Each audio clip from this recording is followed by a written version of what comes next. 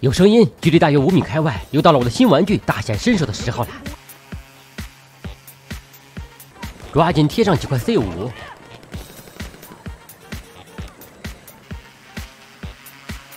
就是你啦，好爽！自从上一次发布一期《战地2042》无人机整活的视频，我偶然在评论区发现一堆类似这样的评论，这让我感到很奇怪呀，这不是游戏里面的武器吗？怎么现实中也有？于是就去搜了一下，果真被我找到了。天哪，竟然真有公司生产了《战地2042》同款无人机，所以如大家所见，我买了一台，实在对这类别具一格的科技产品太没有抵抗力了。同时作为一名无人机爱好者，我真的很好奇，这台只有2组螺旋桨的无人机真的能飞得稳当吗？我们看一下这箱子里都有些什么。首先是一个包，单肩包，装无人机用的。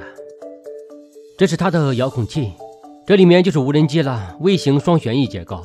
那么这就是箱子里面的所有东西了，它们价值7999，是物超所值还是虚有其表？我们拭目以待。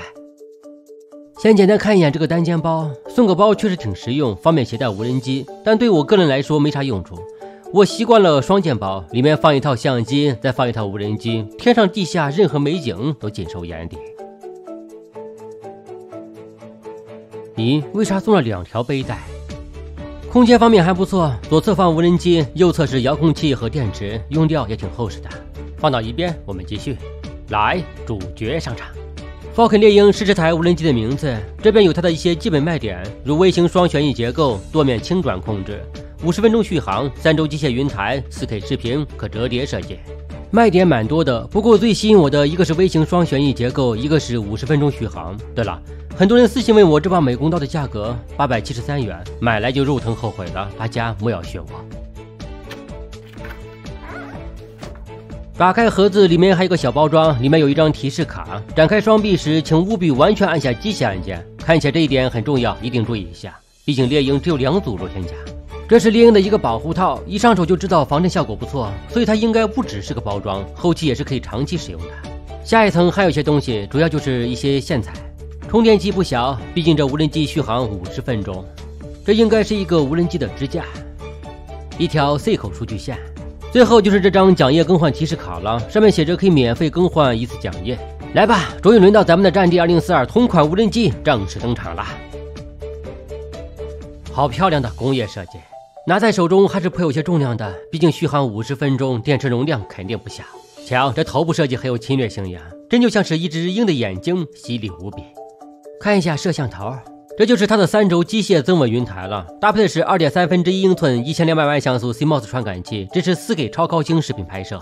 来看一下它多重，771.3克，怪不得拿着那么有分量。这里也提醒大家一下，超过250克的无人机，请严格按照相关规定进行实名登记，马虎不得。接下来咱们展开它的翅膀看一下，这里用黄色背景提醒着一定要按照步骤展开机臂，看起来这是一个非常重要的飞行要点。先按着解锁按钮，然后打开机臂，并且要确定展开到位。这个电机挺有意思的，还可以旋转的，官方称呼双旋翼舵机轻转技术，据说就是靠这个技术在空中保持稳定，同时也用来增加猎鹰的机动性。拿在手中真的是和战地2042的无人机一模一样。据说零零科技早在2019年就发布了这款叫做 Falcon 猎鹰的双旋翼无人机。那么显而易见，战地2042有抄袭借鉴它的嫌疑。现在的国产黑科技很了不起啊！接下来咱们看一下机身细节和接口部分。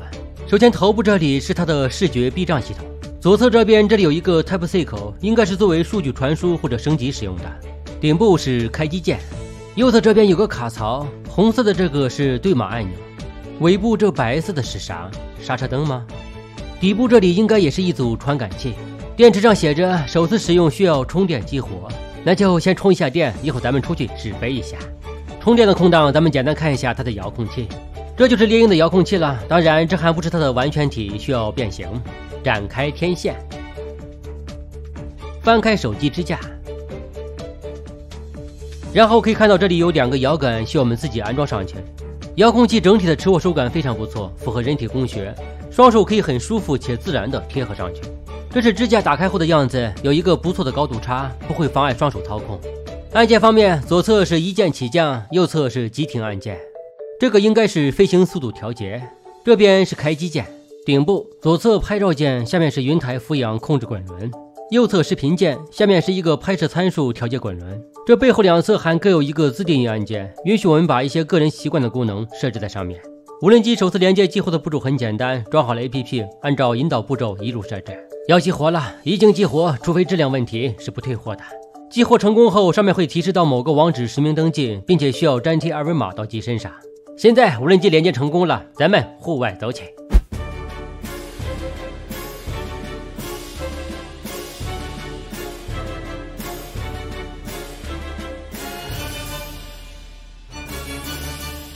准备起飞了，还是有点小紧张的，毕竟第一次接触双旋翼无人机。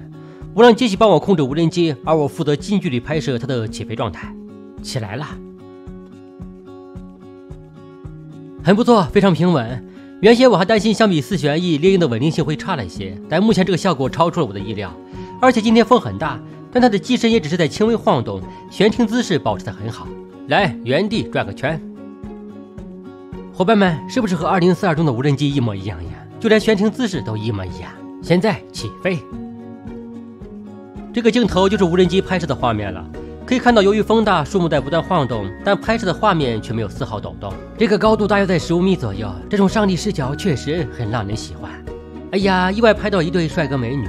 初步体验下来，猎鹰的稳定性和画质都非常不错，应该会成为我后期最爱的玩具之一了。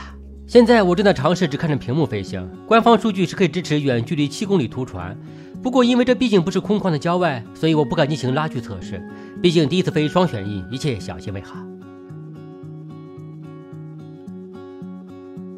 无人机停下了，前面的树有些高，避障系统起作用了，咱们再拉点高度。现在已经飞出去900米了，开始回航，改天我找个更合适的飞场再好好的测试一下。回航途中，我降低高度钻了一下小树林，这稳定性还是很能给人信心的。不过不建议初学者尝试，一不小心会很费钱。那么今天这期视频就到这里了。由于初次上手，对这台猎鹰还不是很熟悉，待我玩耍一段时间后，再来和大家分享飞行经验。当然，如果你认为我飞得还可以的话，不妨动一下你漂亮的小手，点个赞呗。